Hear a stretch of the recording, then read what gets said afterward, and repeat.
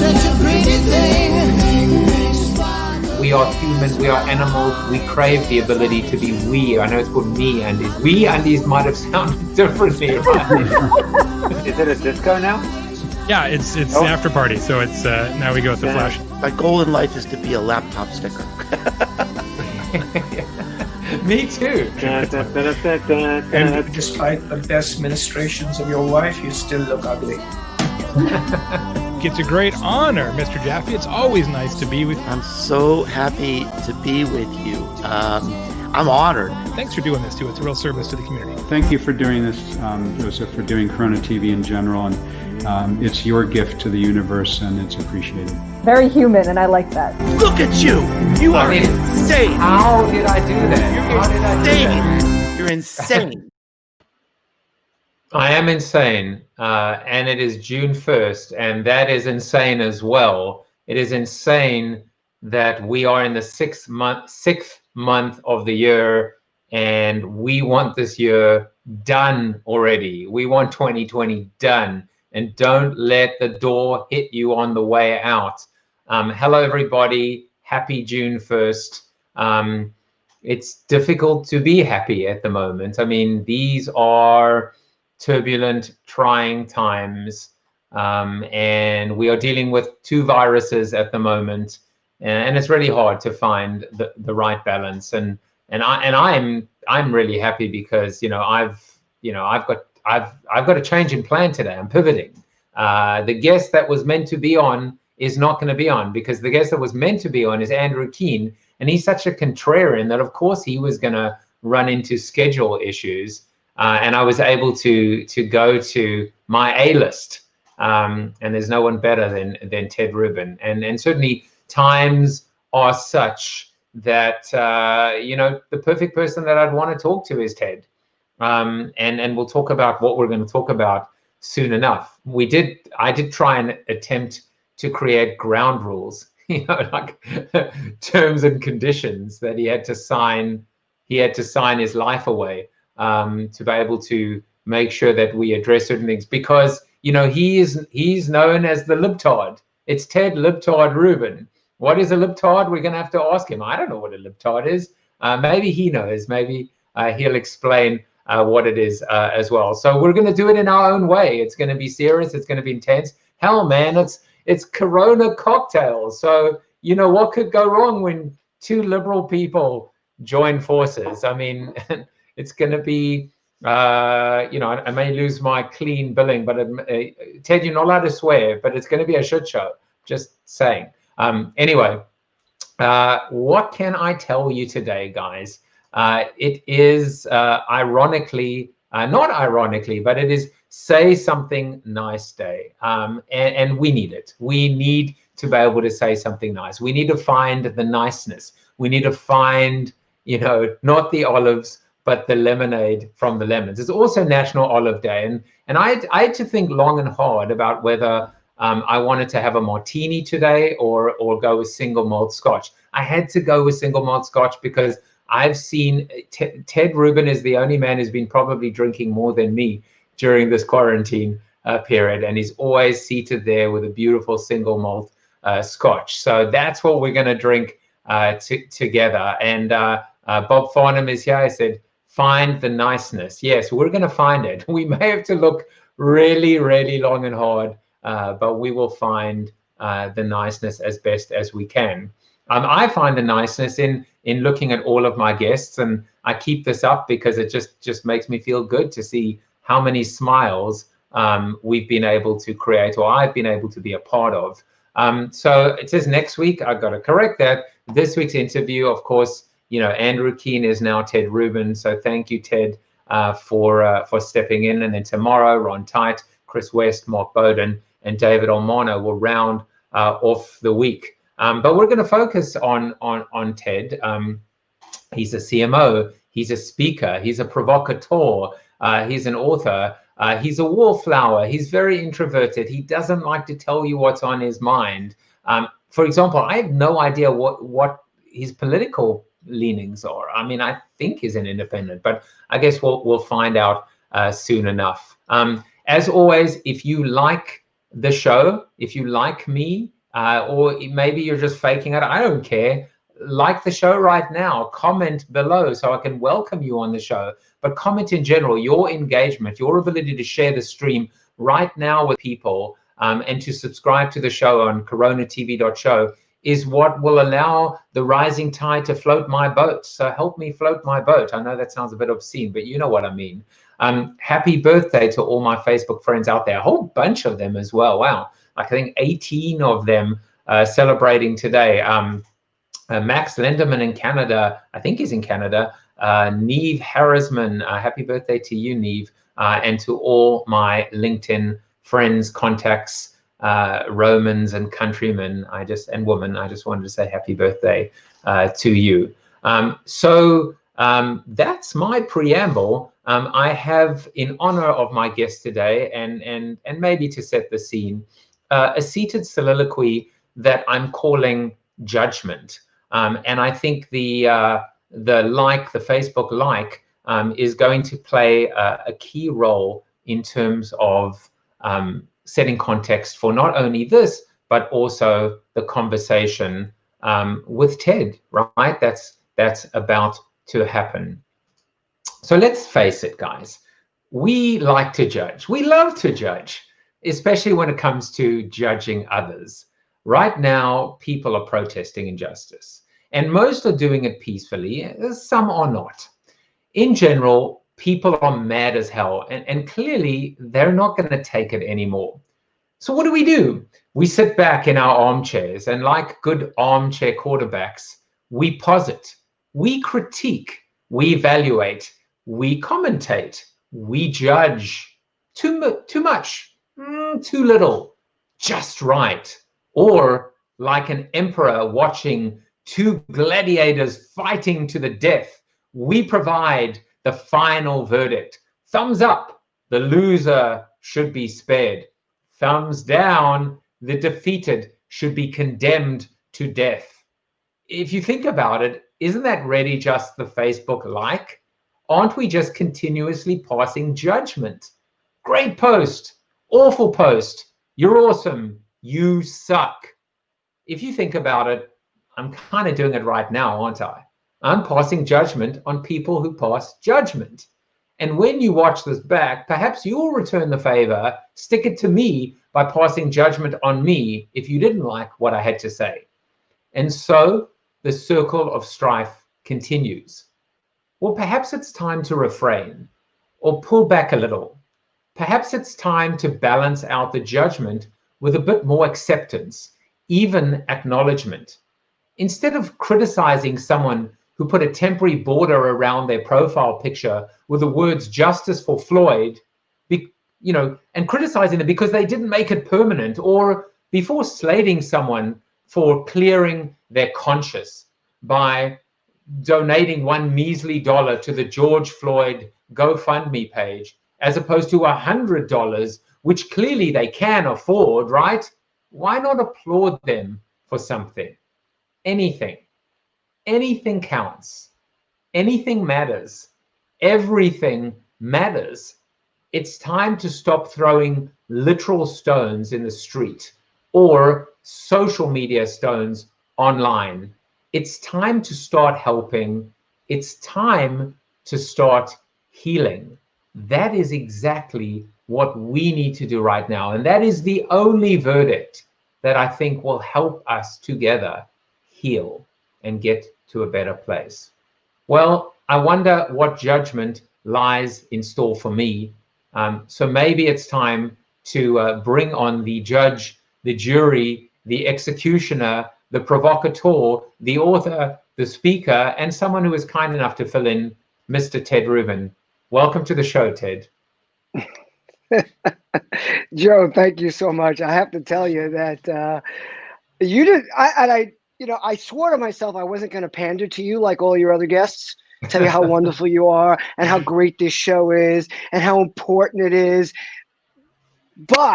And I wasn't going to, because I really have never watched your show. But backhanded zinger. But listening to what you just shared now, there's so much going through my head because you gave me so much to think about with the talk you just had. And it's something I've thought about a lot before. Being judgmental, which I separate a little bit from judgment, is something that I've been trying to take out of my life more, except it's all of a sudden become so much more serious because the being judgmental that always bothered me was looking at a guy and thinking he looks funny in the pants he's wearing, or criticizing in my mind the way someone's carrying themselves. And all of that is so foolish and unimportant, number one, always, but especially now. But I would like to say that, we are drinking single malt, but being that it is at National Olive Day, maybe we could just offer everybody an olive branch right now. Oh, nicely done. Well, wait a second. We should be drinking, shouldn't we? Yes, we should. So I've got my glass. Let's do that. I've been mine waiting too. Because I was afraid if I started during your whole soliloquy, I might be like 3 sheets to the wind by the time we got started. Well, wait, are you saying it was too long? You know what? It's only too long for the guy sitting, waiting to come be brought on. So, and the guy who's listening to it thinking, oh my God, there's a really good point. Let's cover that. Oh, there's a really good. Oh, and then you just can't remember those points. As they say in the old country, l'chaim. L'chaim. Liquid gold. Ironically, by the way, and we'll get back to that. It's good, right? This 1995 Glenrothes is amazing too. Should we take a moment just to? So here's the irony. The irony is throughout this COVID-19 COVID apocalypse, I've seen you posting on a daily basis, and you're always, it looks like, enjoying the beautiful sun in Florida, and I can see water, and I can see a pier, and I can see a boat. And so that's why I decided to be out today on the pier. I like it. The Adirondack chairs. And then, of course, you're not there, but you were meant to be, but you were, in fact, when we started talking, you were on your boat. We tried it, but the connection just wasn't strong enough. So here I am in a little bit more of an official surrounding, which I thought it would be more fun to just be casual and doing what I do when I have my cocktail every night. But, as I said, when this all started, all the gurus were out there telling everybody, do webinars. We can teach people shit online, sell them on subscription. You can build a whole new business. And I decided that I would build a how to become an alcoholic in 12 easy steps. And I've done my best to hold up on my promise. It was a free course, and anybody is allowed to take it just by logging on and checking out my Instagram or my Facebook story. And how many steps are in the program to unlearn that? Isn't it 12 steps as well? I believe it. No, I have to. Oh, you're right. I did make a mistake. It was 6 easy steps that you can become an alcoholic, and half the time and effort it took to not become one. Now, I did get a little grief because of that, because people said I was making fun of alcoholism, but I was actually just trying to embrace a little bit of normalcy, a little bit of ritual in a time when a lot of us were experiencing and still are a difficult and trying time. So my intentions were good, other than the snide comment about the gurus and the subscription businesses. Well, I just flew over the top because I'm no longer a guru. I'm now a host. Now, maybe you will grace us by going back to the boat for the Zoom after show, where you will not be downing your third cocktail because you'll probably be downing your fourth. But please join us, everyone. Go get your olives, go get your scotch, and come join us afterwards in the Zoom after show. I have a feeling that the Zoom after show. And bring your olive branch. Yeah, well, and maybe the Zoom after show will, it's tended to get quite political in the past, so maybe because this is not going to be political, right? No, not at all. Not at all, exactly. Now let's go back to the soliloquy for a second, because there were a bunch of, well, first of all, I'd love to know what resonated for you, but when I was writing that, I wanted to also focus on, because I want to find my voice and I want to be relevant and I want to bring something different to the table, and I want to find my own balance between too much and too little. And I think the point, that I wanted to make, amongst other things, is that whatever you do right now is better than doing nothing. That's the first point. can we do more? Of course we can do more. I mean, I remember the movie Schindler's List. It was one of the most profound moments when Schindler takes his ring off and he realizes that he could have saved just one more person. And so that's why I wanted to address it. And, you know, I've seen people criticize others for changing their Facebook profile. And I was like, you know what, maybe you're right, but maybe that's just the best they could do at the time. I don't know. That's what I was thinking. Like I said, and I mean this sincerely, there was a lot in there you said that I would love to comment on, but I didn't take any written notes. And being that I'm drinking scotch at 5 o'clock and I'm 62 years old and we have so much goddamn incoming, it's hard to remember everything that you want to push out. What really struck a chord with me was, again, being less judgmental is something that I was one of my 2020 goals to address and to think about. And it's a constant thing, because I think a lot of us, you know, every time someone walks by, sometimes someone speaks on stage, every time we see something, you know, even if we don't comment, and I think most of us, you know, reserve our comments for the most part, unless it's relevant, you know, at least in this audience, I would assume. But I just said to myself, you know what, as long as people are happy, why should I be critical of the fact that they shouldn't be wearing that bathing suit at the beach? Or, you know, again, as long as it's not something negative, like, yes, I do get judgmental when I see a parent smacking their kid or verbally abusing them, especially when they're too young to even appreciate the fact that it's anything but they're getting yelled at. But it was something I wanted to address. And then, of course, we have this time where it's so important to come together going forward. And that was even before. That was just during COVID, where I felt like, oh my God, this is something that we all need to address together, no matter where you're from. It's a pity that we have these different views, and then if you're Republican, you don't believe in it, and if you're Democrat, you believe in it, or you're Republican, you don't wear masks, you're a Democrat, you do, and that's just really sad. But let's move on to what's happened now with finally the upheaval that's been boiling over for years. And what's really gotten me judgmental, and I am damn judgmental right now, is the people that just think we can paper over this, that it's just another circumstance, that arrest a cop and move on, and why is anybody protesting anymore? And I got to tell you, it took me years to really be willing to dig in and do the research and educate myself enough to really understand the privilege that we experience. And I don't mean the privilege that you and I have because of the business world we travel in, or because where we went to school, or because we grew up in a certain neighborhood. I mean the privilege of just the color of our skin. I mean, I have dozens of incredibly successful African-American and Hispanic friends who worry, like the look on their face that changes when a police officer comes to the room, or just some kind of an event happens in a restaurant or bar. And these are people that live with some of the same privilege we do, as far as education, as far as the home they grew up in, as far as the position they hold.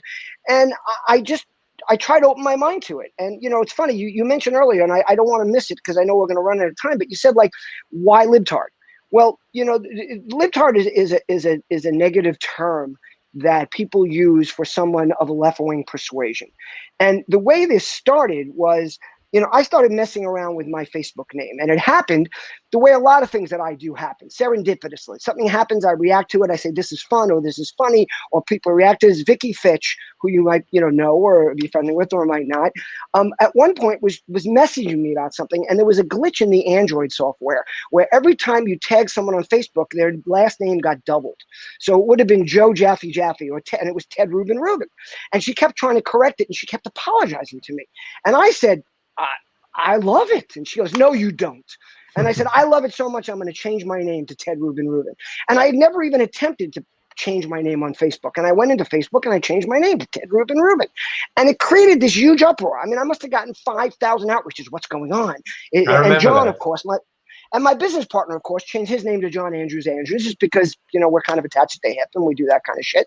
And people, like, especially in the mom blogger community, where John and I were very connected from Collective Bias, our past company, you know, like, what's going on? Is there a secret society? Should we change our name? And we're like, no, we're just having some fun, but nobody believed us. So I saw the power of changing your name on Facebook and the way people really take notice. And then what happened was the election came about. And I started expressing my political views pretty strongly for the first time in my life, because I was just so opposed to Trump becoming president. And I jumped in a very big way. And all of a sudden, I started getting called names. And something that really never happened to me online, other than the occasional spat with somebody. And constantly, it was libtard that was being used as the insult. And I'm sitting with John in the car one day. He's like, dude, you should just change your name to libtard. You know, because everyone's calling me that anyway. And of course, I'm not going to change my whole name. So I said, I'm going to make it my middle name. And I go in and I change it to Ted Libtard Rubin. And I took ownership of it. I have not been insulted with that insult since, because it doesn't make any sense. I've embraced it. So, and then of course, at some point I thought about changing it, but it's the traction it's gotten, and with everything that's going on, again, I really started embracing the ownership of that, and just basically saying I have nothing to hide. This is what I am. I did get a little pushback from people that don't like the term or thought I was making fun of it, and I said no, I'm actually embracing it. So that's where it came from. You know, another thing that was related to that whole thing is a lot of people know I use the term be good to people. I've kind of made it famous. It's not mine. It belongs to a woman named Chris Wittenberg. It's an amazing company. They do great work. But about 11 years ago, I started using the stickers and wearing the T-shirts, and I wore them on stages all over the world. I gave Brian Fanzo his first Be Good to People T-shirt when I brought him on my stage at Social Media Marketing World when he got denied speaking there, and I split my time with him because I felt that he was denied unjustly. And now I'm sitting at my dock with signs that say, please keep your distance, COVID-19, because I found that people would just walk up to me and touch me and look at my drink and not understand that I wanted to have some social distance. And obviously I'm very political, and I say what I think, and I can't say that I'm always nice. And I had to take a long time to explain that for me, and this is how I own this term, be good to people, which I take very seriously, and it's changed my travel life. I never get on a plane without a Be Good to People T-shirt or pin, because people look at you differently and they understand how you're thinking. But be good to people isn't just about being nice or being kind. It's about standing up for what you believe. It's about standing up for others. It's about standing up for those who can't stand up for themselves. It's about educating yourself about the injustices that might be going on around you. And I've taken this really seriously, and it's really heartfelt. And sure, sometimes I might get annoyed, but for the most part, I try to be as professional as I can. I try to be polite, again, for the most part. And it's hard to find instances where I'm not, other than a post I put out. But when I curse, as you mentioned, it's with a hashtag that's being commonly used, like stay the fuck home. Yes, I do hashtag GFY every once in a while when I've just had enough. I don't write it out, but I'll just say I'm done. And I thank people for their input as much as I can. But yes, I speak my mind. I mean, also, if you go to my blog, which I think you said you were going to, mention, or I think maybe you did already, tedrubin.com, which is a great way to reach me. Tedrubin.com actually has a name, and it always has since it was launched in 2009. It's called Straight Talk. And I speak from my heart. Wait, are you the John McCain of libtards? Because it didn't he have the Straight Talk Express? So yeah, tedrubin.com. But wait, I got a new T-shirt for you, my friend.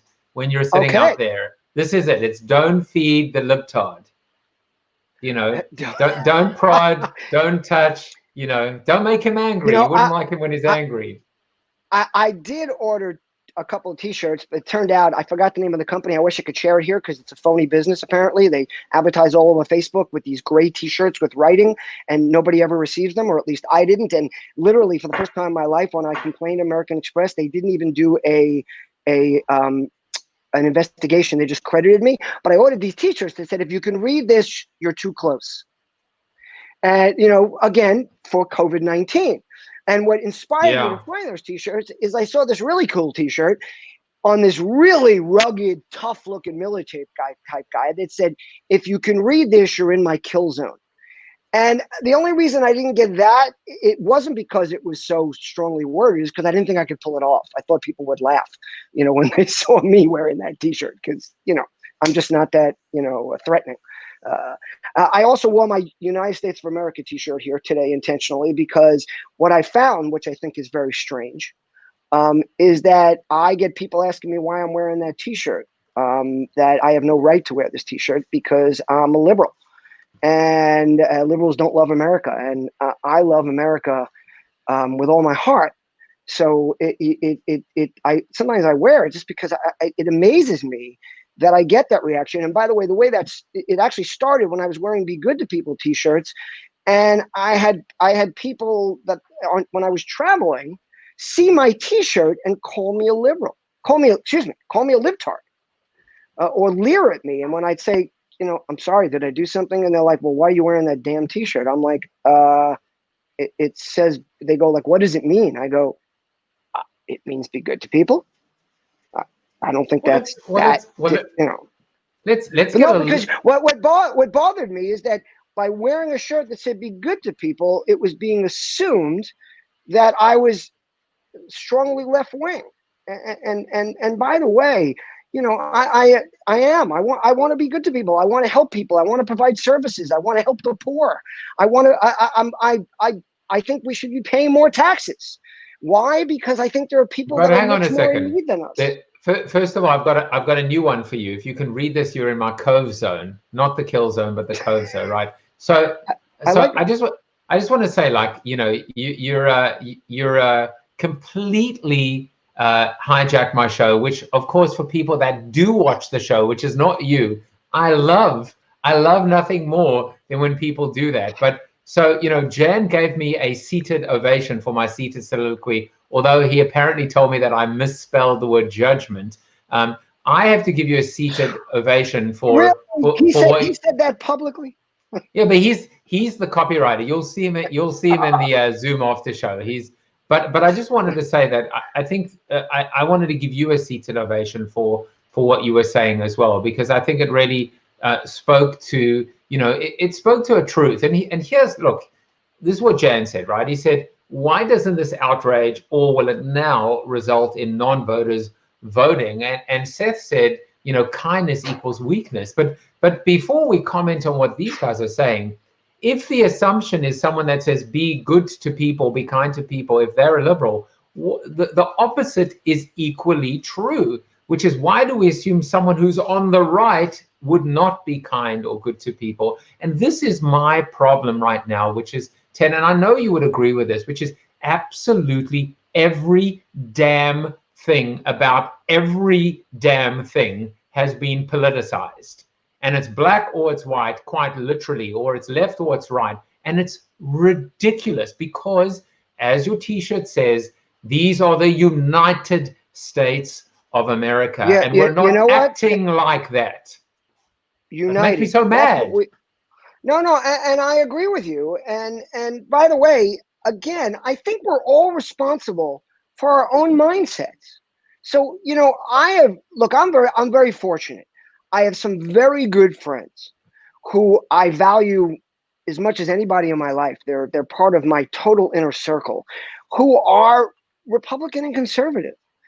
So I know they're good people, and I know they have goodness in their heart, and I never tell them that they don't, because anywhere they come from doesn't come from that, and they look at me the same way. And I think some of what we have to think about is, I think we all have friends on the other side of the aisle, people who we love and respect. And I'm not talking about, and please take this in the right perspective, because I don't mean it negatively. I know we've all come to maybe respect some people less or things like that, but I'm talking about those people that are so close to you that's not going to happen, and that they're important. And because we're so close, we all listen to each other. We respect our boundaries. But I think that we have to start thinking about people on the other side a lot more like we think about our friends who we give a pass to immediately. And give that same pass to the people who you're having a conversation with, and it's hopefully staying friendly, or at least, by the way, it doesn't have to be friendly, but doesn't get mean. That doesn't get accusatory.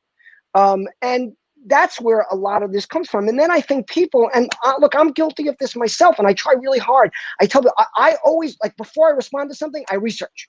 I'm terrified of writing something that someone could call me out on and say, you're wrong. That's not what that means. Just recently I had something with somebody online who started telling me about Antifa, and they had no idea what it was.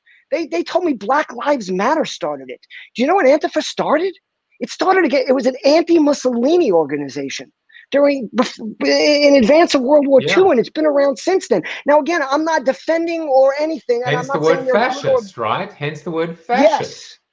But the point is, if you're going to speak about something, do your best to research and understand what it's about and what it is. That doesn't mean you'll agree or disagree. That doesn't mean that you'll come around to someone's mode of thinking, but then you won't at least be making statements that are absolutely irrelevant and wrong and incorrect when you can simply Google and find the difference. And please don't tell me that, oh, there's so much misinformation on Google. Learn to discern. Your audience here, the people who are listening, are very intelligent people. So we are all smart enough to do a little bit of research and know we're reading a legitimate or an illegitimate source, or where they border or where they come along that continuum. So I want to just build on what you were saying, which is I learned this weekend watching TV that there is a difference, and this has really, really resonated with me. There is a difference. He's taken off the cap. If he's taken off the cap, I better pour myself another scotch. See, this is the beauty, by the way, of CoronaCocktails, is that we can. Oh, wait a second. Can we have another one now? Yeah, of course. Hell yeah. Awesome. As my wife has said, when I start slurring, it's time to go to the Zoom after show. So that hasn't happened yet. That's a soundbite for the highlight reel. Let me tell you, Mark 5:31. Just note to self. So here's what I actually learned, that there is a difference between the term non-racist and anti-racist. And yes, I was reading about that today. And this has been very, very profound for me over the last few days. So first of all, I think about our president, right? Our president said, "I'm the least racist person you will ever meet." Now, well, hold a second. Let's assume that is true. He is the least racist person that we will ever meet. That's a non-racist. That's someone who says, "I don't see color." That's somebody that goes, "I don't have a racist bone in my body." But that's not an anti-racist. And what we need from our president is to be an anti-racist. We need action. But I just want to say one thing. The definition, when you start to do a little bit of research, is research. It's exactly what you said. That is what it is that is part of being an anti-racist, is do the research, do the due diligence, and find out the facts for yourself before passing judgment. So I think that is you kept on saying, I did the research, do the research. That is the first part. And now I'll say something else about judgment, a second point. This week I looked at my guests. Guess what? They're all white men. They're all white men. So that clearly that wasn't done overtly or explicitly. And in fact, one of my guests, I won't embarrass him, he actually kindly reached out and said, would you want to replace me with a woman or with an African? Like he felt bad. I said, I appreciate the sentiment, but no, you don't. But I will tell you what I've done in addition to that is I have explicitly reached out to multiple African Americans, because I want them to come on the show. I want to have a conversation with them. And you see, this is the point, right? I know who I am. I'm secure in who I am. I have that confidence, but it's not enough. I have to take action. I have to be able to look back and say, you know what? 5 white guys, 5 guys, 5 guys and burgers and fries. 5 white guys, burgers and fries. I'm sure they're all great guys and everything, but I can do more. I can do better. I need to do better. And I've reached out to Van Jones and Bakari Sellers, and I've reached out to all these people that I watch. And you know what? It's fine if they don't respond or do respond. Maybe someone watching right now knows them. Of course, I will welcome them on the show. But doesn't have to be somebody famous like that. I've got some guys I can introduce you to. Well, actually, I got a new segment on the show, which I'm piloting with you, which is, can you recommend someone that you know based on knowing me and knowing on what the show is about, even though this is your first time watching it or being on it, recommend them and introduce me. And by the way, I won't vet them. They're on the show. You know why they're on the show, Ted? Because I trust you. Well, I appreciate that. I want to readdress something that you just mentioned, and that I said. So we talked about research and you reiterated, but research is just the first step. You beyond research, and again, I'm learning about this. I'm trying to improve myself. And it's a perfect word, learn, is we need to learn also. It's not just about research. It's about being willing to learn. I read a lot, and I read a lot of books. I'm sure most of them are more towards the side of what I'm thinking about, but then I look into the footnotes, I look into things that they reference, and I try to find books that are about the other side. I mean, I have some people that are very rude to me online, and I have friends that say to me, "Why do you keep them as friends?" I say, "Because I learn from them. I want to understand their mindset. I want to see what they're posting." Because if I'm blocked or they're blocked, or even if I'm not connected to them as a friend, it's less likely, of course, that I'll see their content. And the same thing goes for young people. So recently, a friend of mine sent me. I talk a lot about my daughter, and that's why I was wearing the hat. My daughter's at Harvard Law School, and just to segue for a second, I've had a couple of people reach out to me because I've talked about how my daughter's demonstrating, and I'm a little worried about her, and I keep trying to say, honey, I'm so proud of you and support what you do, but can you demonstrate during the day and not go out at night? From the dad perspective. But people said to me, oh my God, how can you, first of all, I love this word. How can you allow? Does anybody out there actually allow their 24-year-old daughter to do anything? I mean, seriously? But they even said, how do you encourage your daughter who's at Harvard Law, who has such an amazing future ahead of her, go out in the street and demonstrate? I'm like, oh my God, I encourage her. I'm so proud of her. But the point I'm making is I try to friend some of her friends, which doesn't always go over so well. But, she went to University of Pennsylvania. She's at Harvard. She has some friends that really think, that publish some really good information, that share a lot of good links to places where you can learn about both sides. And I want to be connected to them, so I have more accessibility to the content they're publishing because I'm learning from them. I used to say to parents all the time when I was at events, they'd complain about their kids always being on their devices. And mostly these were marketers, same kind of people you speak to a lot or spoke to a lot when we were at events. And they'd all complain. I'm like, instead of complaining and then getting on stage talking about how you don't understand young people, watch them, observe them. See what their habits are. See what they do. You can learn so much from your kids and from other people's kids. Well, wow, how much more so now? I love hearing how they're thinking, what they're doing.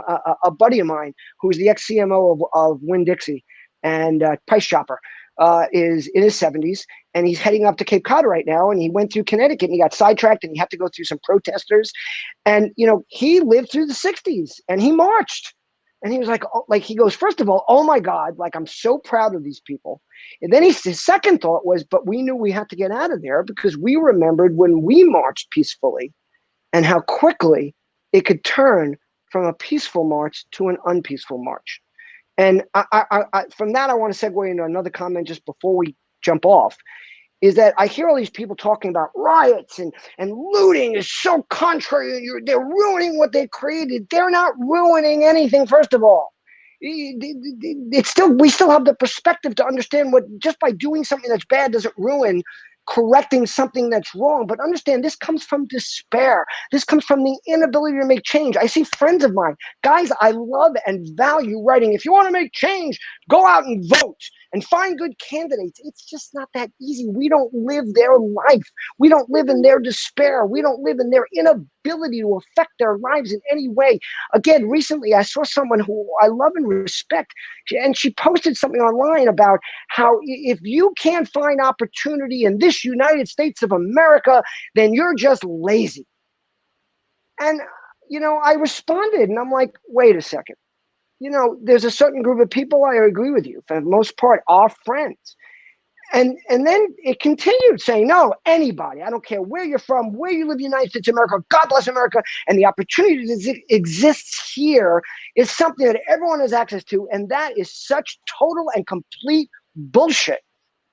And the fact that I could not get through to this person, that's not legitimate. And I understand that you don't get that, but go out and look a little bit and understand that there are people in this country, all over this country, that do not have those opportunities. And I don't have the answers. I don't. I am desperate for us to talk about how we find them. And to try to make some progress, and then not to sweep this under the rug like we've swept under the rug every school shooting, the opioid crisis, every other time something like this has happened. This is the first time where it was kind of three things at once that happened, and it all blew up on top of the COVID crisis. And I'm hoping that, I don't want this to end. people say, oh my God, 2020. I don't want 2020 to end. I want it to continue. I want people to really jump in and start caring about what's happening and foster change and have conversations about how it can be better. And let's figure it out. Again, I'm not smart enough to figure out, but I know there are people there. And let's hope that we can find an administration, whether the current one or a new one, that's willing to talk about how we figure this out and not just call it those people. And we've got to shove it aside and move on to the next, because they'll find their opportunity when they vote. Hold on. Okay, I'm done. Hold on. First standing ovation. By the way, if you saw how ugly my pants were right now, they're disgusting. I don't even know what the hell of it. Yeah, these pants. I should rather not be wearing pants. That's how ugly these pants are. Wow, Ted, that was incredible. And I have to tell you, I am so fortunate to be able to know people like you and have people like you on the show. And I was thinking to myself, what percentage, while you were talking, I went and did a little peek, and I saw Jeff Caden, who plays keyboards at School of Rock with me. I saw Mark Schaefer, who was on the show. I did a little bit of a cheat. And I thought to myself, I wonder what percentage of my guests I would, off the bat, welcome back on the show like tomorrow. And I'm privileged enough to say most of them, but certainly you, Ted, because I am like really honored to know you. And it's so funny with all this, we could have gone in so many directions, and you've been, dare I say the phrase, fair and balanced, my friend. That is the definition of fair and balanced. It was beautiful. Just, Seth said, I was lucky to be woken up back in college when my undergrad, I mean, how brilliant is this? They hosted the White Privilege Conference. Coming from a small town of 700 people was life altering, but only because I was in a place where I was receptive to it. What a concept, what a concept to actually say, I don't know what it means to be born with this color of my skin, but guess what? Imagine being born with a black skin and having to walk down and the talk. You know what? You just said something. I mean, you nailed it when you said you don't want 2020 to end, because you are the first person that I've heard, bar none, that has said that. And I understand exactly where you're coming from and exactly what you mean. And you know what? Things are going to change. And after this, I hope we take on gun control and we need to heal and we need to be united again, but that does not mean we're going to pander. This means we have to fix the shit that is broken and fix it for once and for all, and fix it for good. Amen. Yes, and amen. And I'm amening myself. Is remember, just like in our businesses, you never fix everything for good.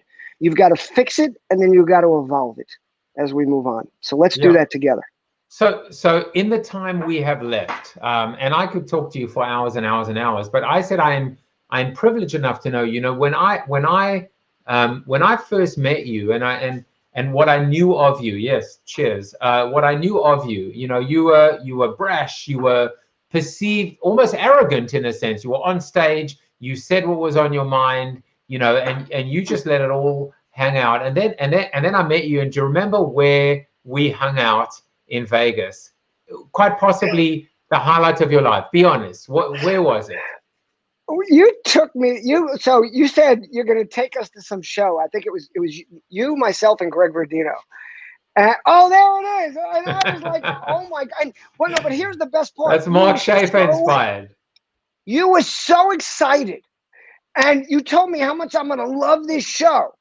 And, of course, I thought, that you were connected. I show up and you tell me the ticket's $150. And I'm like, we're paying for this freaking thing? You want America's Got Talent. And then, oh my God, dude. Terry Fader. I got to tell you, here's the positives. You think you would come on the show? Maybe, but here's the positive side. I got to know Greg. I got to know you a lot better. You and I had initially met in Chicago at the CRMC show, where we both spoke. before we went to Vegas for brand manage camp, I think it was. That's right. That's right. And then we went out to dinner after that. And, you know, that I remember thinking at the show, what the fuck am I doing here? Sorry, I know, but you did that once. And then by the end of the night, I remember being so happy that I went. And I mean that because we had a great time.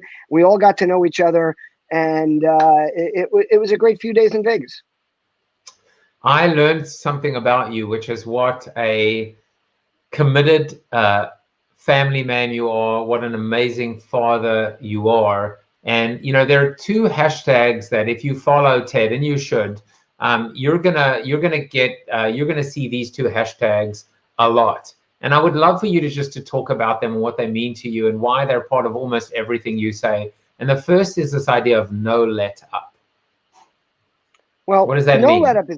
No let up is kind of, I think, the way most of us live our life. But the way this whole thing started was a friend of mine named Tony Luisi, who is now battling for his life. He needs a kidney. So I will post about that later. And if anybody knows anybody, God willing, you can help. But Tony started a charity called No Let Up about helping kids in need. And he came to me one day. We had worked together at 800 Flowers. And he came to me years later and he said, I've started this new thing. You got to check it out. And he brought me a warm-up suit and a sweatshirt and a hat. And I said, oh, my God, like, you're so right. He goes, this is so you. He goes, feel free to adopt it. And I go, listen, I'm going to turn it into something social media wise, which Tony wasn't into at all. I said, I'm going to hashtag it. I'm going to use it. He goes, it's yours. He goes, just don't make t-shirts because that's part of what I'm doing with my thing. And I adopted it. I've written about this. There's a post on tedrubin.com called So What is No Let Up? And what no let up is that there's no let up in life. And no let up is not just about working hard or never giving up. It's about always being there for your family. It's about how there's always something in your life. Your life might be good, but someone else's isn't. Someone you need to help, or someone you love, or someone in your family. No let up is about no let up finding time for your kids. No let up finding time for you. Going to the beach at the end of the day for an hour is no let up. And people will say, you know, every once in a while I'll hashtag it a little let up. Just because people don't understand the whole grasp of the concept. So no let up is just it's what we're all living without always knowing it, because we live in a world that's 24/7, but it's also about being there for your family, being there for your friends, and being there for yourself.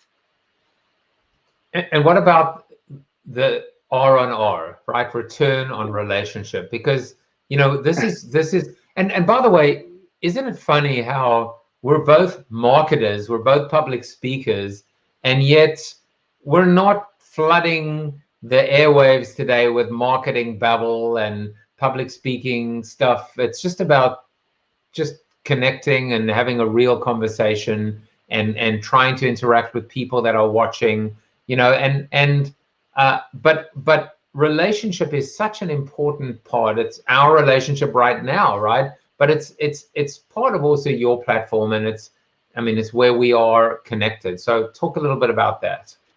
Well, you know, it's funny. When we started this, you asked me, is there anything I want to promote?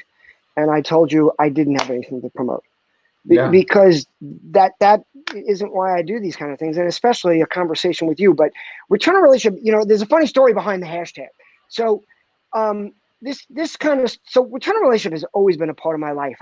I always thought of myself as a networker. Everywhere I went, every school I went to, every organization I joined, every job I ended up having after college, I always took away very strong relationships with it. And I measure sometimes people, like, I know how I know them because I know them from that organization, and these are people I've known now for 30, 40, 50 years. I'm 62, so it's been a long time. And then I realized, to take this return on relationship concept a little deeper, that what I really am is a community builder. I like to say that a network gives you reach, but a community gives you power.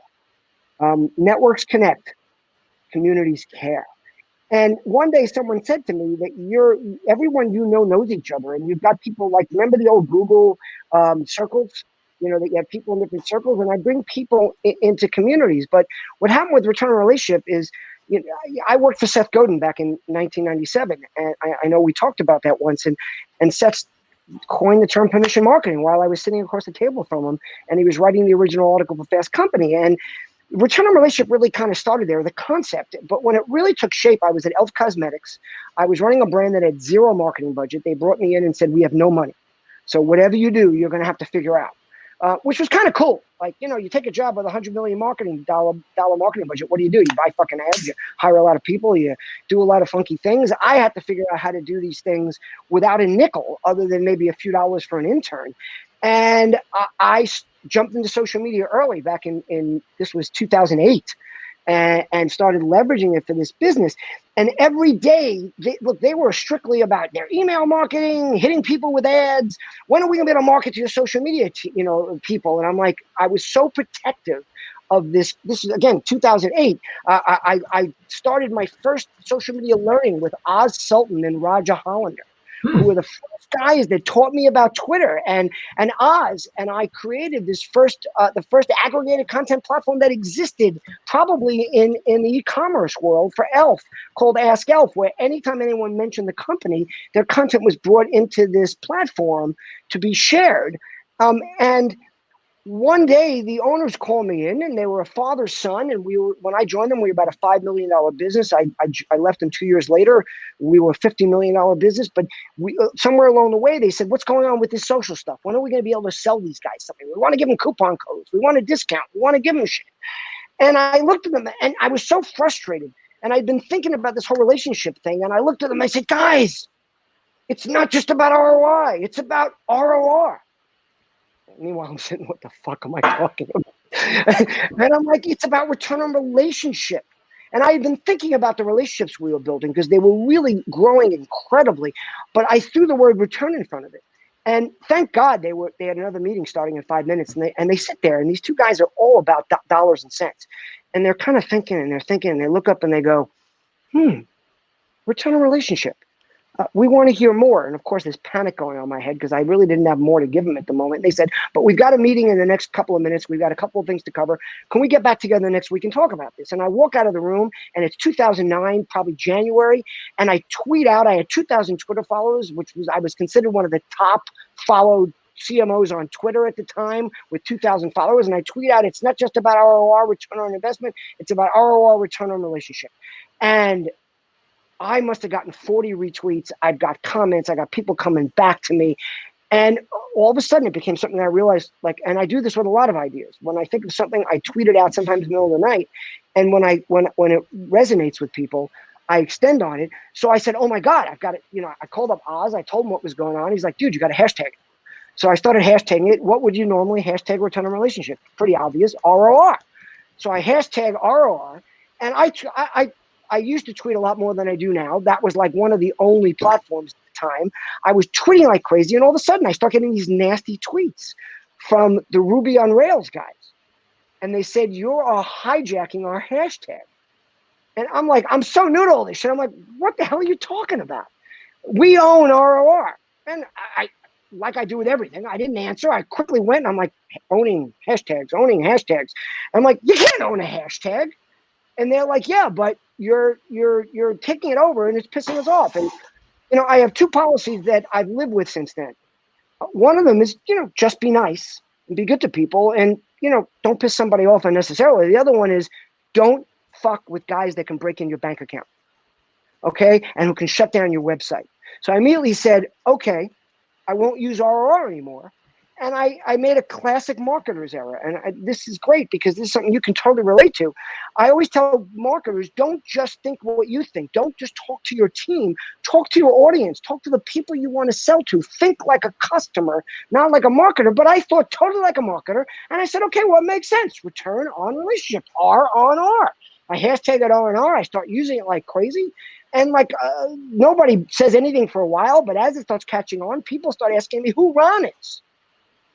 And I go, what do you mean, who's Ron? They go, why isn't the hashtag TEDR?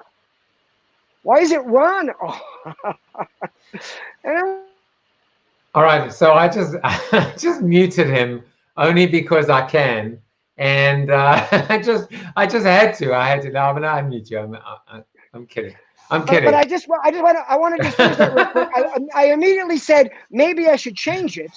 And I reached out to my audience this time, and they all said, you've got traction. People know what it is. It's a great marketing story. Don't change it.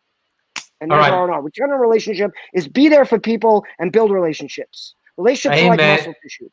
The more you engage them, the stronger, more valuable they become. Let's go to Zoom. We're going to Zoom. Don't feed the libtard. If you can read this, you're in my Cove zone. Since you started talking, you know, we were on 1 F-bomb, and now we're on 6, and 5 of them are yours.